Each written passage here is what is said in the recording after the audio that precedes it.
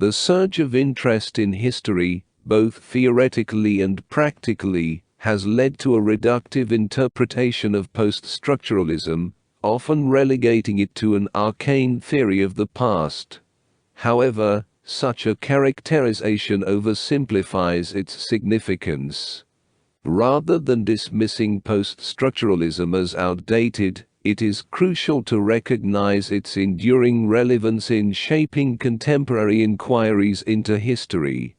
This essay aims to elucidate the intricate relationship between post-structuralism, history, and its various manifestations. Post-structuralism, despite its problematic term, remains pivotal in framing today's historical inquiries and driving some of the most innovative scholarly endeavors. The essays in this volume seek to debunk the notion that post-structuralism is antithetical to historical inquiry. Instead, they aim to unravel the complexities inherent in the interplay between structuralism, post-structuralism, and history. Organized into four thematic categories: history, Marxism and the institution, difference and history, aesthetics and history as text, these essays showcase the diversity of perspectives within the realm of historical discourse. Each essay contributes to the nuanced understanding of post-structuralism's role in shaping historical thought. Among the standout contributions are Attridge Chakravorty Spivak's exploration of reading Marx through a Derridian lens, Tony Bennett's analysis of Marxist literary theory, Jonathan Culler's examination of criticism's institutionalization, Rodolphe Gash's discourse on aesthetics and history, and Jean-François Lyotard's interpretation of Kant's historico-political stance. The editors, Bennington and Young, set the tone for the volume by highlighting the paradoxical nature of attacks on post-structuralism in the name of history. They question the confidence with which critics rely on what is inherently debatable. Drawing on Derrida, they delve into the concept of historicity and the recursive relationship between historicizing texts and textualizing history. In Demanding History, Bennington challenges the simplistic imperative of always historicize. By problematizing the very notion of historicity, he traces the evolution of Marxist thought, particularly Terry Eagleton's shift towards a textualized understanding of history. Mark Cousins echoes this sentiment, emphasizing the irreducible theoretical dimension within historical writing, which defies attempts at pure transparency. Tony Bennett underscores the limitations of a scientistic approach in Marxism, which often posits a transparent relation to reality, negating its own discursivity and textuality. He critiques the essentializing orientation of much Marxist thought, which seeks to explain texts solely through the conditions of their production.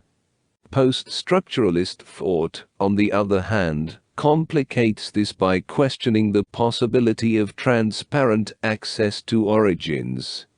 Theoretical decisions pervade historical writing, enveloping it in a web of mediation that defies scientific aspirations for pure transparency.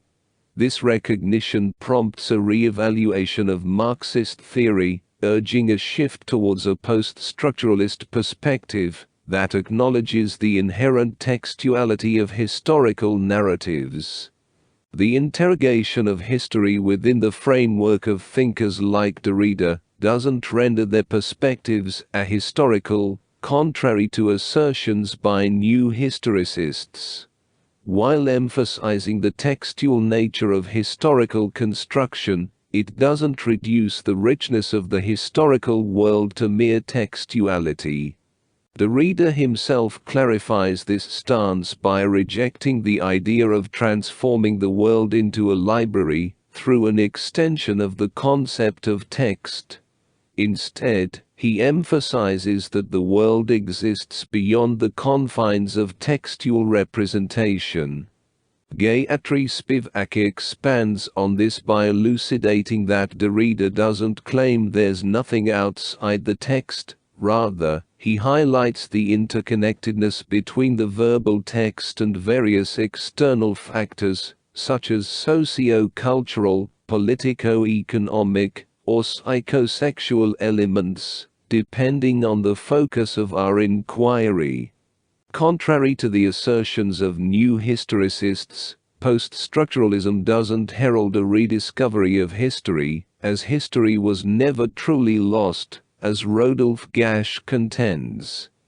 Gash aptly notes that if post-structuralism holds any meaning at all, it lies in its insistence on exploring the conditions of possibility, and the fundamental laws governing concepts like structure versus genesis, or aesthetics versus history. This critical approach doesn't aim to rediscover history in a nostalgic sense, but rather to approach it anew, with fresh eyes and a deeper understanding of its complexities. The post-structuralist perspective encourages a nuanced understanding of history that transcends simplistic dichotomies between text and reality.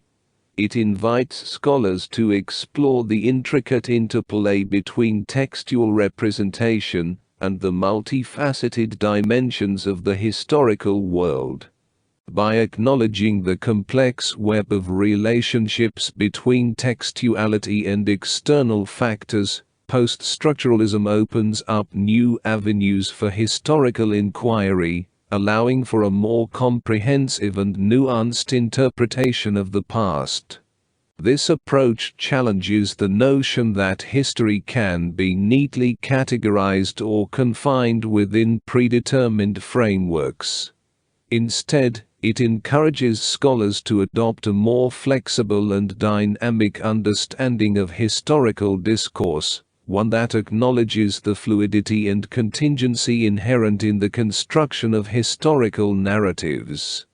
By embracing the complexities of history without succumbing to reductionism, post-structuralism offers a fertile ground for intellectual inquiry and a deeper appreciation of the richness of the historical experience.